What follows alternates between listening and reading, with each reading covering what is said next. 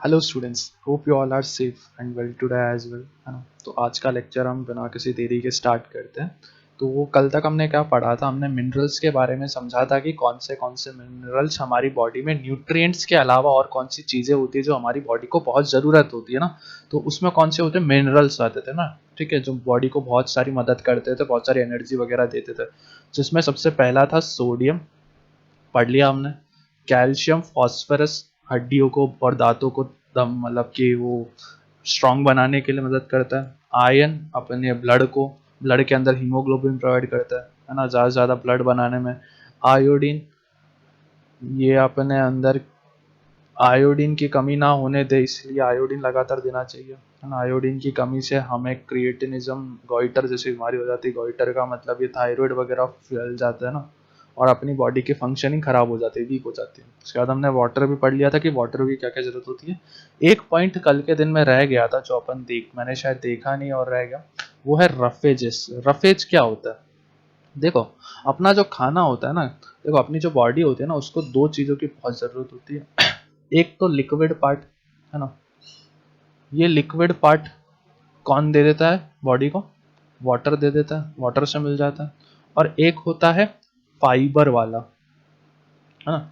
Fibre मतलब जो कि अपनी बॉडी के अंदर जो मसल्स वगैरह होते हैं ना, ये पूरा फाइबर से ही बना होता है, जो कि उनको स्ट्रेंथ प्रोवाइड करती है ना।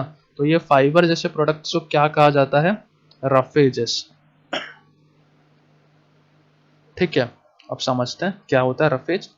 Roughage is the fibrous part of your food. जो फाइबरस पार्ट होता है अपने फूड का, it is present in fibrous का मतलब पता है, फाइबर का मतलब पता है, वो जो रस्सीदार चीजें होती है ना, किसी भी रस्सी जैसी चीज दिखती है ना, उसको फाइबर बोलते हैं ना। तो रस्सीदार जो भी चीज होता है अपने खाने के अंदर, वो सारे किस में आते हैं? रफेज में आते हैं। It is present in plant products like green leafy vegetables, salads, cereals and fruit. मतलब जो भी वेजिटेरियन चीजें होती है ना, जो भी प्लांट से हमें मिलती है, उन सब के अंदर बहुत सारा रफेज पाया जाता है ना। Roughage helps in retaining water in our body and digestion.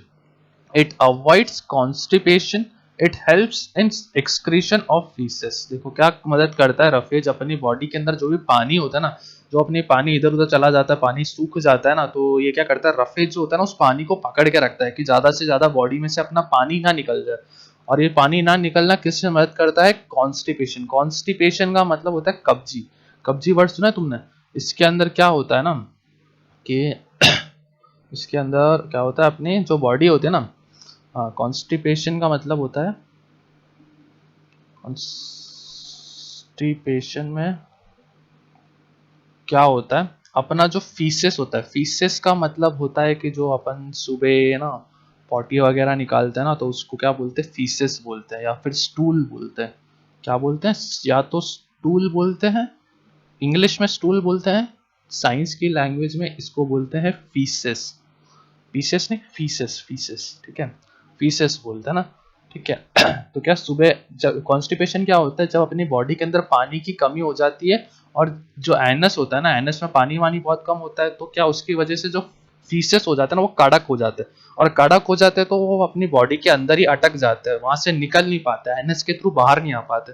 उसकी वजह से अपने को कब्जी हो जाती है, जिसकी वजह से छाले वगैरह हो जाते हैं अपनी बॉडी के अंदर, है ना। तो ये काफी खतरनाक बीमारी होती है। तो रफेजेस का लगातार बॉडी में आना जरूरी है, जो कि पानी को रिटेन यानी कि पकड़ के रखेगा, ज्यादा पानी अपनी बॉडी से वेस्ट नहीं होने देगा, जिसकी वजह से अपनी बॉडी कॉन्स्टिपेशन से बचती रहेगी। ठीक है, अब आगे का बहुत इंपॉर्टेंट सा टॉपिक है इस चैप्टर का, that is balanced diet. Balanced diet क्या होती है? देखो, सबसे पहले डेफिनेशन बताता हूं मैं। बैलेंस्ड डाइट का मतलब होता है कि एक किसी भी ह्यूमन बॉडी को, या किसी भी ऑर्गेनिज्म, ह्यूमन किसी भी लिविंग ऑर्गेनिज्म को अगर जिंदा रहना है ना, तो उसको एनर्जी चाहिए होती है। अब एनर्जी का मतलब ये है कि एक होता है कि नॉर्मल एक दिन का एक रोटी खा के आदमी जिंदा रह रहा है, वो जिंदा रह लेगा, ठीक है, जो उसको काम की चीज होती है। दूसरा होता है हेल्दी रहना। एक आदमी बिल्कुल ही हेल्दी, हाइट वाइट सब अच्छी है, उस बंदे की बॉडी वॉडी होती है ना, तो उसको वो हेल्दी इंसान माना जाता है, जिसको बीमारियां कम होती है, इम्यून पावर सब स्ट्रांग होना चाहिए। तो इम्यूनिटी, हेल्दीनेस, डाइट वाइट, ये सब किसमें आता है? ये सब कैसी एक बैलेंस्ड वे में हो ना, जिसके अंदर प्रोटीन भी बराबर आ जाए, विटामिन भी बराबर आ जाए, है ना, किसी चीज की कमी ना हो और कोई चीज ज्यादा ना हो। तो ऐसी चीज है जिसके अंदर प्रोटीन, विटामिन, न्यूट्रिएंट्स, मिनरल्स सब कुछ एक साथ मिलता है ना, किसी खाने में जिसको अपन खा सकते हैं तो वो कहलाती है अपनी बैलेंस्ड डाइट। बैलेंस का मतलब होता है नियंत्रित। नियंत्रित समझते हैं ना, हिंदी वर्ड होता है जिसमें अपना लिमिट के अंदर और बहुत नियंत्रण के साथ में, कंट्रोल के साथ में। और डाइट का मतलब होता है कि जो भी अपन खाते हैं ना, एक टाइम का जो खाना होता है अपना, वो डाइट कहलाता है। ठीक है, अब आगे समझते हैं। A question arise as to why we eat a variety of food।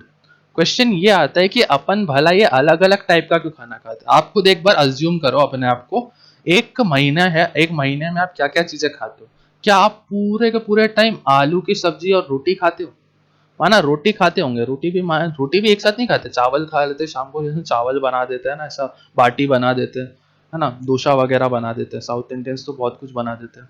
तो क्या ये क्वेश्चन पूछ रहा है कि आप खुद बताओ कि एक महीने के अंदर क्या आप लगातार एक ही खाना खाते हो? नहीं ना, हर दिन अलग अलग खाना बनता है, अलग अलग सब्जी बनती है ना, हर दिन अलग अलग चीजें। तो तो ये बोलना चाह रहे हैं कि इंसान तो भाई एक सिर्फ रोटी के साथ ही पूरा का पूरा महीना, पूरा का पूरा साल, पूरी जिंदगी भी निकाल सकता है। तो उसको बाकी और दूसरी वेराइटी में खाने खाने की जरूरत क्या है? खाना जो है ना, वो खाता क्यों, वेराइटी में क्यों खाता है?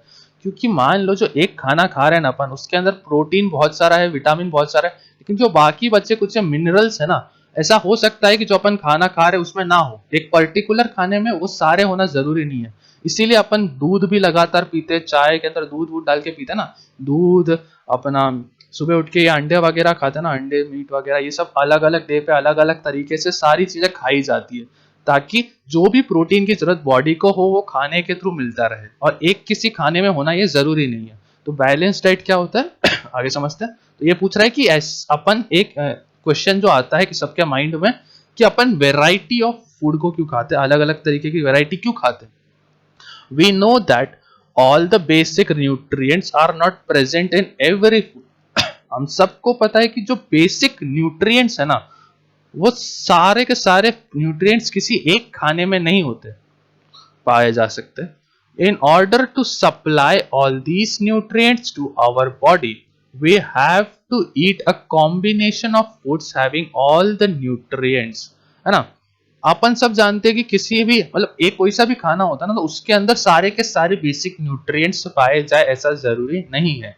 तो इस चीज के लिए कि अपनी जो बॉडी है उसको सारे के सारे न्यूट्रिएंट्स, सारे के सारे मिनरल्स लगातार क्वांटिटी में मिलते रहे, इस चीज के लिए हम एक कॉम्बिनेशन ऑफ फूड्स को खाते हैं ना। बहुत सारे अलग अलग कॉम्बिनेशन ऑफ फूड्स को खाते हैं, जैसे कि रोटी, बिस्किट, चाय वगैरह, है ना, दूध वगैरह, सबको अपन बराबर तरीके से रोज लेते हैं। बहुत सारे अनार, फ्रूट्स फ्रूट्स हो गया, वेजिटेबल्स हो गया ना, सलाद वगैरह खाते रहते हैं। तो हर तरीके से अलग अलग। अब अपन को ज्यादा जरूरत नहीं पड़ती तो अपन सिर्फ रोटी वोटी खा के चला देते हैं। अब जिसको जिम वगैरह जाना होता है तो उनको प्रोटीन की डिमांड होती है, तो वो अलग से प्रोटीन पाउडर लेते हैं। जिनकी आंखें खराब होती है वो फिशेस वगैरह बहुत ट्राई करते हैं, क्योंकि उसके अंदर विटामिन बहुत ज्यादा होता है, आंखों के लिए विटामिन सी होता है। तो जैसी जिसकी जरूरत पड़ती है उस वैरायटी का खाना हमें खाना की जरूरत पड़ती है, और यही हमारा बैलेंस डाइट कहलाता है। ठीक है, आगे समझते हैं।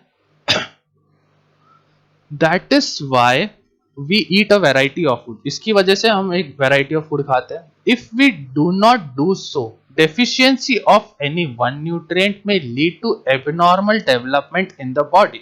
अगर अपन ये चीज नहीं करें कि अलग अलग तरीके के खाने को नहीं ट्राई करें, तो अपनी बॉडी के अंदर क्या किसी भी एक न्यूट्रिएंट की कमी आ सकती है, और किसी भी एक न्यूट्रिएंट की कमी आ गई तो अपनी बॉडी के अंदर उस न्यूट्रिएंट से होने वाला फंक्शन बिल्कुल रुक जाएगा, है ना। वो फंक्शन रुकने की वजह से अपने बॉडी के अंदर एबनॉर्मल डेवलपमेंट, एबनॉर्मल वर्ड जो है इसका क्या मतलब होता है, एक कोई डार्क कलर ले लेते हैं।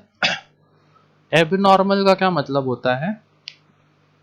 एब नॉर्मल, एक वर्ड होता है नॉर्मल, सब जानते हो नॉर्मल का मतलब क्या होता है, कि बिल्कुल नॉर्मल सा, जो सीधा साधा होता है ना, कि जिसको कोई प्रॉब्लम प्रॉब्लम नहीं होती, वो नॉर्मल होती है।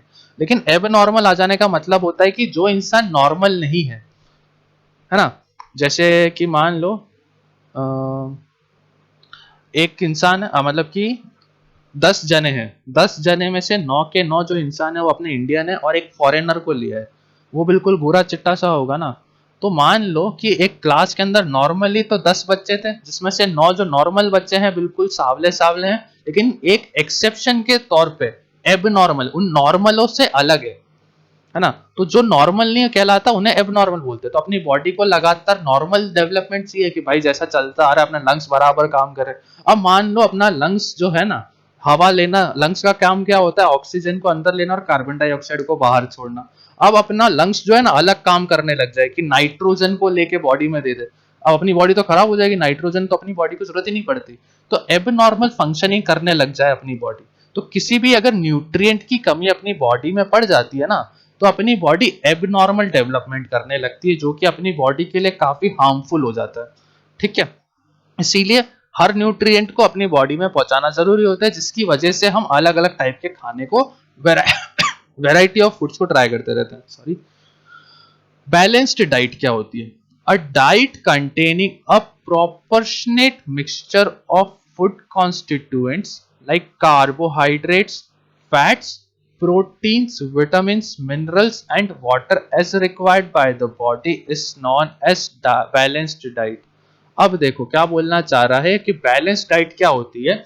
एक डाइट जिसके अंदर प्रोपोर्शनेट, प्रोपोर्शनेट का मतलब होता है इक्वल तौर से, मतलब कि बराबर हर जो भी चीज है ना, उन चीज जैसे प्रोटीन, विटामिन, मिनरल जो भी चीज है ना, वो सब एक प्रोपोर्शन में बराबर लिमिट के अंदर हो, जितनी बॉडी को जरूरत होती है। ठीक है, प्रपोर्शन में हर चीज पाई जाए, जो कि है अपना कार्बोहाइड्रेट हो गया, फैट्स, प्रोटीन्स, विटामिन, मिनरल्स और वाटर, जितनी बॉडी को जरूरत है अगर वो एक साथ खाने में दिया जाया करे तो उसे कहा जाता है बैलेंस्ड डाइट। समझ गए? Balanced diet for a moderately working man is given below. Balanced diet किसके लिए? Moderately working. मॉडरेट की मतलब कि जो नॉर्मल तरीके से एक इंसान जो काम करता है ना, उसको क्या चीज खाने पे कितनी एनर्जी मिलती है ना, वो इस चीज में दे रखा है, इस टेबल में दे रखा है अपन को। सबसे पहली चीज है सीरियल। सीरियल्स मतलब राइस और व्हीट होती है। अगर एक वेजिटेरियन, वेजिटेरियन नॉन वेजिटेरियन दोनों के लिए सेम ही होता है। अब वेजिटेरियन जो होता है वो भी उतनी रोटी खाता है और नॉन वेजिटेरियन भी रोटी और चावल तो सेम ही खाता है ना। तो 350 ग्राम पर डे का एनर्जी मिलता है उन्हें। ठीक है ना। पल्सेस दाल वगैरह जो होती है वो 90 और 60 के प्रोपोर्शन में होती है। अब मीट और फिश है। अब वेजिटेरियन मीट और फिश तो खाएंगे ही नहीं, तो जो मीट और फिश से मिलने वाला न्यूट्रिएंट होता है वो वेजिटेरियंस को नहीं मिल पाता, और उससे 50 ग्राम पर डे न्यूट्रिएंट अपने नॉन वेजिटेरियंस को मिल जाता है। मिल्क जो होता है वो दोनों खाते हैं, है ना, लेकिन वेजिटेरियंस जो होते हैं वो ज्यादा से ज्यादा दूध पीना पसंद करते हैं, तो उनको ज्यादा न्यूट्रिएंट मिलता है। ऐसे का ऐसे हर चीज के बारे में इधर बता रखा है ना, ये जो टेबल है ना, इन सब हर चीज के बारे में बता रखा है। ठीक है। अब इसके बाद का अपना टॉपिक है deficiency and disabilities to due to food deficiencies. इसके आगे का टॉपिक है कि जो भी न्यूट्रिएंट अपनी बॉडी में किसी न्यूट्रिएंट या किसी प्रोटीन, किसी भी मिनरल की कमी की वजह से जो चीजें हो जाती है, जो बीमारियां हो जाती है, जो एबनॉर्मेलिटीज हो जाती है अपनी बॉडी के अंदर, वो क्या क्या होती है, उनसे क्या क्या चीजें होगी, क्या क्या अपनी बॉडी में डिफरेंसेस, चेंजेस आएंगे, ये सब हम कल के लेक्चर में पढ़ेंगे। आज का लेक्चर यही एंड करते हैं। So take care, thank you, good bye.